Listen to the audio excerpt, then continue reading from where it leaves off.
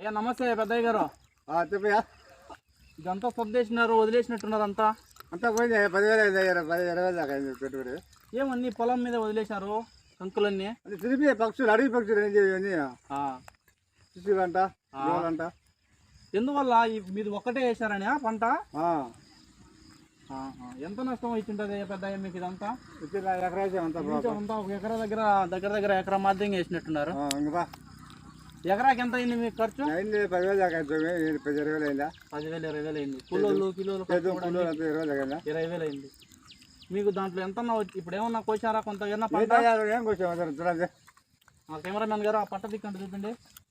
అదో కొన్ని ఏమో కోసారంటున్నారు పెద్దయ్య గారు. పంట నిండా అయితే మటుకు కంకులన్నీ ఉన్నాయి.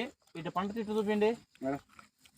పంట చుట్టూ మటుకు కంకులు అయితే ఉన్నాయి, కానీ ఒక్కదానికి కూడా దగ్గర రాని కెమెరా గారు, ఒక్కదానికి కూడా సొద్దులు లేవు కదా పెద్దయ్య గారు.